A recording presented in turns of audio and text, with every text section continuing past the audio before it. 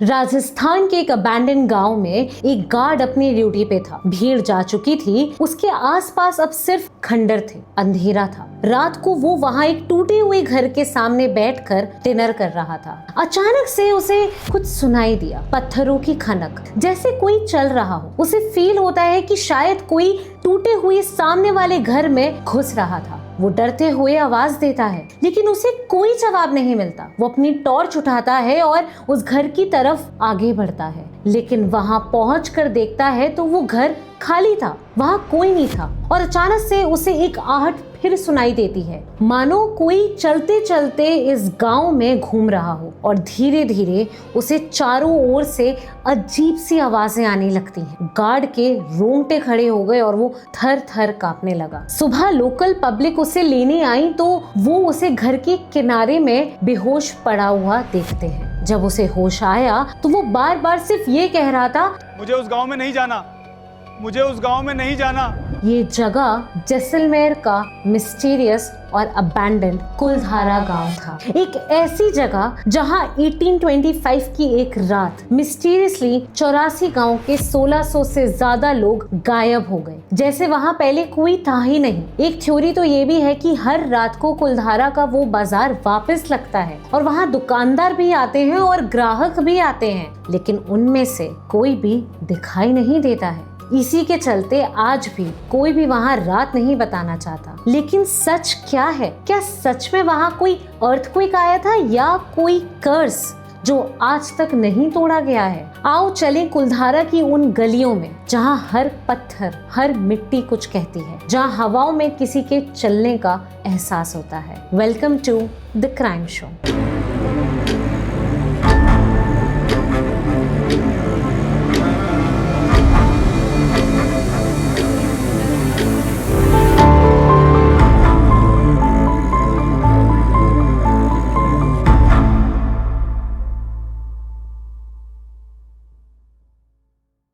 कुलधारा के फोकलोर की कहानी 1825 के जैसलमेर से शुरू होती है। उस वक्त यहाँ एक दीवान था, सलीम सिंह। कहा जाता है वो उस वक्त का जैसलमेर का सबसे पावरफुल आदमी था, जिसकी हवेली आज भी है और उस हवेली को सलीम सिंह की हवेली कहते हैं, जो अपने आप में एक मास्टरपीस है और जैसलमेर का टूरिज्म का बहुत बड़ा अट्रैक्शन है। जैसलमेर के लोग उसे भगवान के बराबर मानते थे। एक्सट्रीम पावर, एक्सट्रीम क्रूअल्टी और एक्सट्रीम डिजायर। जैसलमेर से 18 किलोमीटर दूर एक 84 गांव की कम्युनिटी थी, जिसका कैपिटल विलेज था कुलधारा। ये गांव 13th सेंचुरी में पालीवाल ब्राह्मण्स ने एस्टैब्लिश किया था। जो पाली, जो कि जोधपुर में है, वहां से माइग्रेट करके आए थे। माइग्रेशन का पहला रीजन था पाली के एक्सट्रीम टैक्सेस और दूसरा था silk route. Apart from this, Paliwal Brahmins were highly skilled. They were water management experts. 13th century में भी इस गांव में रेन वाटर हार्वेस्टिंग का कॉन्सेप्ट था और स्टेप वेल्स भी थे।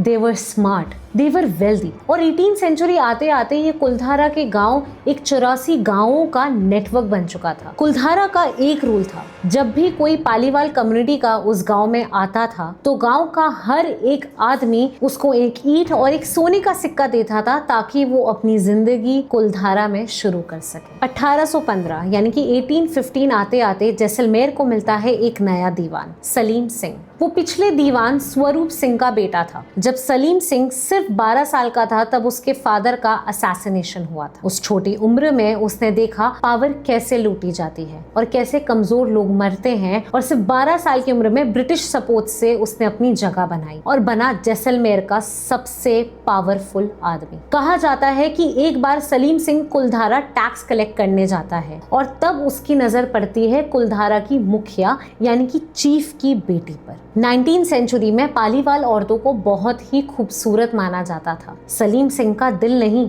उसका मन डोल गया था। वो किसी भी कीमत पर उस लड़की को पाना चाहता था। उसने कुलधारा के मुखिया के पास अपना संदेश भेजा, लेकिन मुखिया ने ये कहकर मना कर दिया कि वो अपनी बेटी की शादी अपनी पालीवाल कम्युनिटी के बाहर नहीं करेगा। सलीम सिंह को ये बात चुभ गई कि वो जैसलमेर का इतना पावरफुल इंसान है और आज उसने एक छोटे से मुखिया के मुंह से ना सुना है। कुछ हिस्टोरिकल अकाउंट्स और लोकल फोकलोर के मुताबिक अब अपने ईगो में आके सलीम सिंह एक और संदेश भेजता है 2 दिन की डेडलाइन के साथ। संदेश में लिखा था कि अगर 2 दिन में उसकी शादी मुखिया की बेटी से नहीं की तो वो टैक्स बहुत ज्यादा बढ़ा देगा और कुलधरा और उसके 84 गांव अपने अंडर कर लेगा। ये संदेश पाते ही मुखिया ने 84 गांव के सभी पालीवाल चीफ्स को एक बड़े घर में बुलाया। कोई दिया नहीं जला, कोई चूल्हा नहीं जला, अंधेरा और एक आखिरी मीटिंग। मुखिया ने सबको सलीम के प्रपोजल के बारे में बताया और उनका पहला प्लान बना कि वो गांव छोड़कर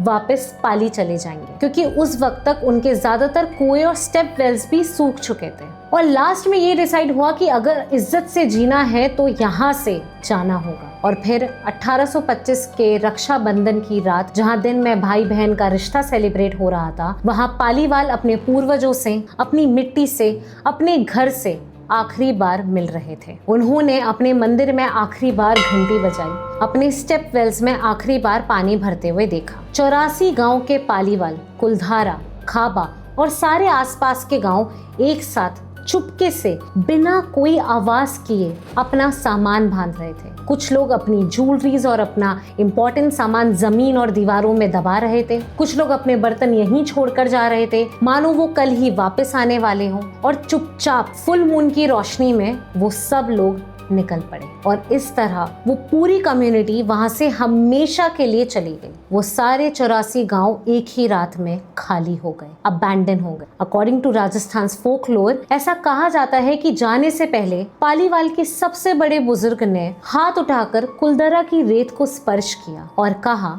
ये जमीन जहां हमने अपना पसीना बहाया, अपने बच्चे खिलाए, अपने बुजुर्ग दफनाए, अब ये जमीन उजड़ी रहेगी। जो भी यहाँ आके रहेगा, जो भी यहाँ बसने की कोशिश करेगा, वो सिर्फ कष्ट ही पाएगा। फोकलोर्स के मुताबिक ये एक कर्ज था जो पालीवाल कम्युनिटी ने कुलधारा छोड़ने से पहले दिया था। इस कर्ज के अकॉर्डिंग कुलधारा अब कभी बस नहीं सकता था और देखा जाए तो अब 300 साल बाद भी वहाँ कोई बस नहीं पाया है। इंडियन पैरानॉर्मल सोसाइटी की टीम लेड बाय गौरव तिवारी ने 2010 में ओवरनाइट इन्वेस्टिगेशन की। टीम ने क्लेम किया कि उन्होंने कुछ अनएक्सप्लेन्ड साउंड्स रिकॉर्ड किए थे। अजीब सी आहट महसूस हुई थी, जैसे कोई उनके आसपास चल रहा हो। अकॉर्डिंग टू देम उन्होंने कुछ देखा नहीं था, पर उन्हें कुछ फील जरूर हुआ था। इस केस का सबसे मिस्टीरियस पार्ट ये नहीं है कि पालीवाल कम्युनिटी वहां से भाग गई। सबसे मिस्टीरियस पार्ट ये है कि वहां से निकलने के बाद उनके कोई ट्रेसेस ही नहीं है। ये कम्युनिटी कुलधारा से निकली तो थी, लेकिन कहीं पहुंची नहीं थी। वो सारे लोग कहाँ गए, उनके साथ क्या हुआ, इसके बारे में किसी को कुछ नहीं पता है। कहा जाता है कि पालीवाल कम्युनिटी के लोगों ने एक सीक्रेट अंडरग्राउंड टनल बना रखी थी जो कहीं दूर जाकर निकलती थी और सलीम सिंह के डर से उन लोगों ने अपनी आइडेंटिटी को चेंज कर लिया था। पर ये सब फोकलोर की बातें कहाँ तक सच हैं? इन सारी बातों का कोई भी वैलिड या साइंटिफिक प्रूफ नहीं है और कुलधारा की मिस्ट्री के लिए साइंटिफिक क्लेम्स कुछ और ही कहते हैं। पहली थ्योरी थी द अर्थक्वेक हाइपोथेसिस।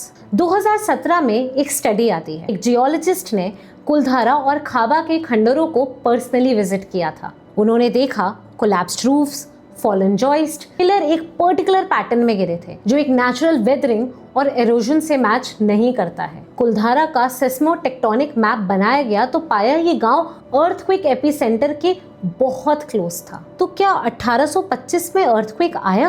अगर आया था तो सिर्फ ये रिसर्च ही सब कुछ एक्सप्लेन कर देती है। खंडर, मास फर्टिलिटी, कोलैप्स्ड रूफ्स, ये एक बोल्ड क्लेम था, लेकिन इस कंक्लूजन की सबसे बड़ी प्रॉब्लम ये है कि 1825 का कोई अर्थक्वेक का रिकॉर्ड नहीं मिलता। और मान लेते हैं कि अर्थक्वेक आया भी था तो फिर ये सवाल रह जाता है कि सिर्फ पालीवाल विलेजेस क्यों डैमेज हुए? आसपास के दूसरे गांव जो सेम फॉल्ट लाइंस पे थे वो तो सेफ हैं। तो अर्थक्वेक थ्योरी इंटरेस्टिंग है लेकिन कंटेस्टेड है। दूसरी थ्योरी है वाटर स्कैरसिटी हाइपोथेसिस। ये थ्योरी इतनी इंटरेस्टिंग नहीं है लेकिन बहुत सॉलिड है। अकॉर्डिंग टू ब्रिटिश रिकॉर्ड्स 1815 तक कुलधारा के ऑलमोस्ट सब शैलो वेल्स सूख गए। सिर्फ 2 डीप वेल्स और एक स्टेप वेल बचे थे। जब हम इस थ्योरी के डॉट्स कनेक्ट करते हैं तो ये एक कर्स या सुपरनैचुरल चीज से ज्यादा एक स्लो इकोनॉमिक अबैंडनमेंट लगता है। It is quite possible because the water scarcity is a slow process. लोग ग्रेजुअली माइग्रेट करते हैं, but the folklore says different.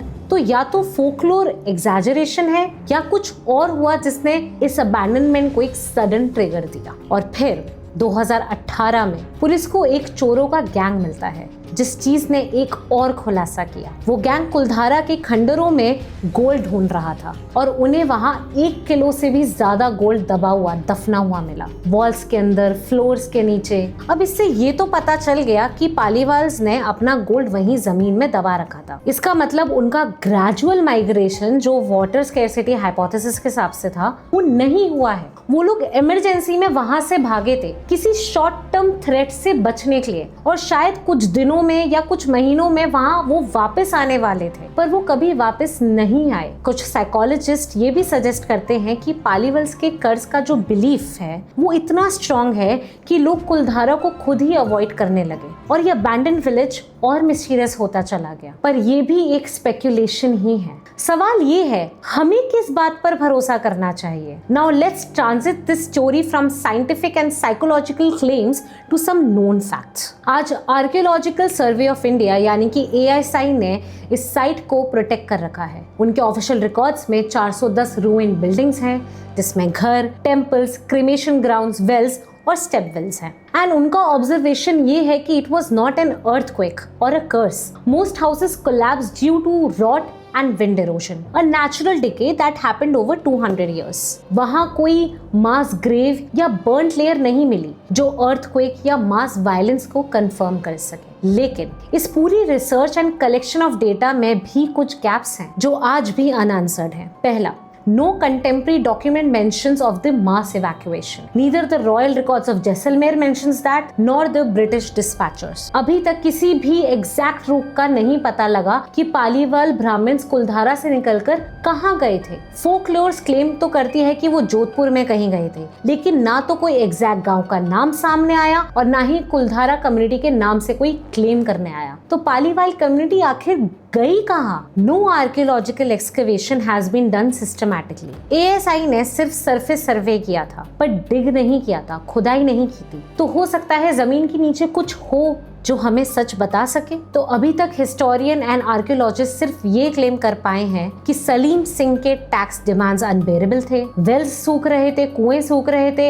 Agriculture collapse कर रहा था। 1818 में जैसलमेर ने ब्रिटिश से ट्रीटी की जिससे नए टैक्सेस आए। तो पालीवाल के पास 2 ऑप्शंस थे, सरेंडर या फिर लीव। उन्होंने इज्जत चूज करी और वो रात में वहां से निकल गए। लेकिन एक रात में 84 गांव कैसे खाली होते हैं? कोई डॉक्यूमेंट क्यों नहीं है? वो गए कहाँ? यही वो मिसिंग लिंक है और यही वजह है कि फैक्ट्स होने के बावजूद कुलधारा आज भी एक मिस्ट्री है। And this mystery led to the gold mine for Jaisalmer tourism. आज कुलधारा एक घोस्ट विलेज के नाम से फेमस है जो सुबह के 10 बजे से लेके शाम के 6 बजे तक टूरिस्ट से भरी होती है। Selfies, reels, guides, cactus garden, model houses, gift shops, VR experience, वहाँ ये सब हो रहा है। और रात में बचता है तो अंधेरा और अनएक्सप्लेन्ड आवाजें। ये मिस्ट्री ऑफिशियली अनसॉल्व्ड है। कुलधारा की रेत आज भी वही है जो 1825 में थी। गुजरते वक्त के साथ कुछ दीवारें और गिरी, कुछ पत्थर और बिखरे, पर 84 गांव का राज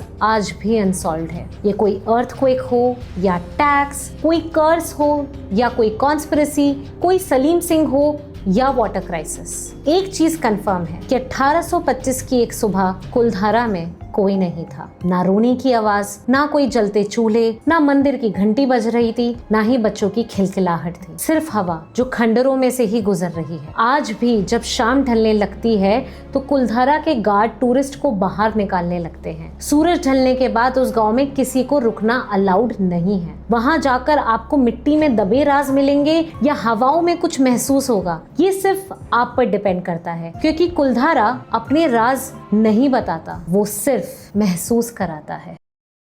अगर आपको ये एपिसोड अच्छा लगा हो तो please like this video and subscribe to TCS the crime show. क्या आप मानते हैं कि कुलधारा पर कोई कर्स है या सिर्फ ये एक डार्क टूरिज्म का एक वेल क्राफ्टेड मार्केटिंग स्ट्रैटेजी है? Let us know in the comments. Stay tuned, stay curious.